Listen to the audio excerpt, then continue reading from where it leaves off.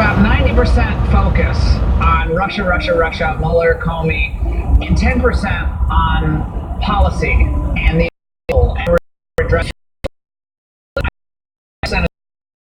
should be agenda. Yeah, I would really focus on let the law dealing with Mueller, his merry band of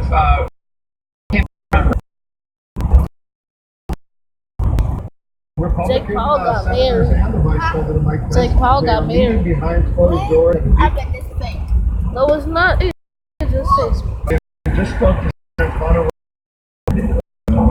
So I just the vice president. They expect details of this flushed out proposal by Thursday. But I think this is all being lined up right now, and I did work.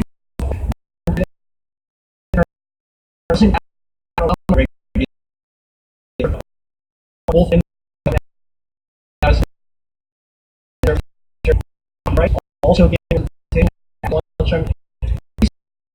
now is Mitch McConnell, the Senate Majority Leader, informing his members, you've had plenty of space to talk behind the scenes. You've had a lot of time to hash this out. Now is the time to come to an agreement. We'll see if they get there, but one thing is certain. They want to vote next week, likely on Thursday of next week, but they have to get a bill first.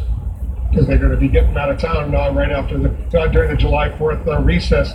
That's why they want to vote next week. All right, Phil, thank you very much. Phil Mattingly up on Capitol Hill for more now on the health care bill and other questions. The press secretary, Sean Spicer, will likely face in the course of this upcoming briefing. Let's bring in Mark Preston. He's CNN's senior political analyst. David Chalian, once again joining us, our political director, and CNN politics reporter, Tal Copen. You think Well, you gotta wait later. Before the July 4th recess? Like so many things in Washington these days, I'll believe it when I see it.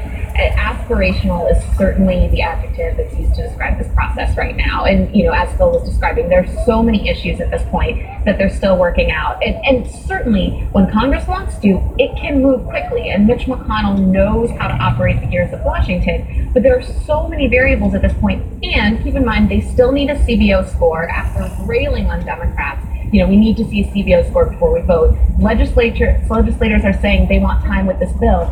The calendar is not their friend at this point. Yeah, Congressional Budget Office report an assessment and analysis of how much it's going to cost, how many people might lose health care coverage, stuff like that.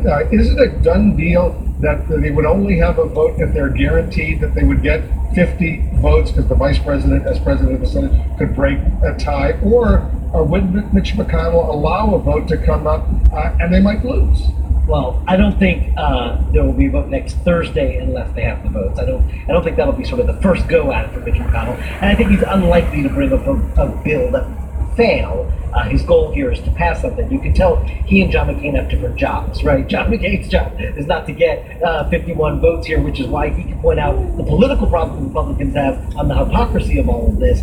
Mitch McConnell is willing to take all that heat right now because he thinks that's the best way he can get to 51 votes. Because he's got to worry about, there's only a 52-48 majority mark that the Republicans have.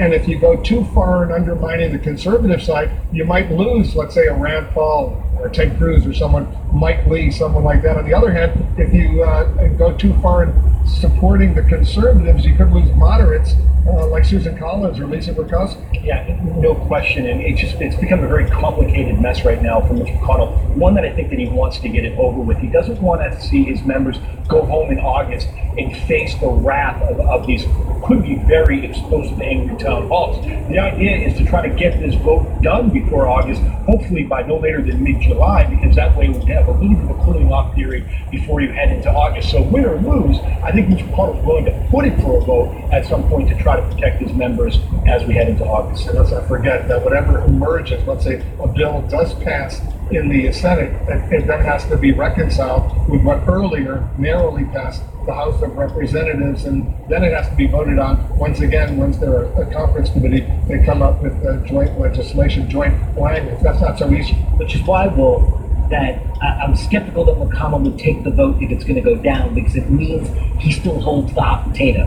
If he can get something passed, and now say, okay, guys, you will figure this out between the House and the Senate, and we'll try to hammer something. At least his members can go home and say, we've acted on this, we followed through on our promise to repeal and replace Obamacare.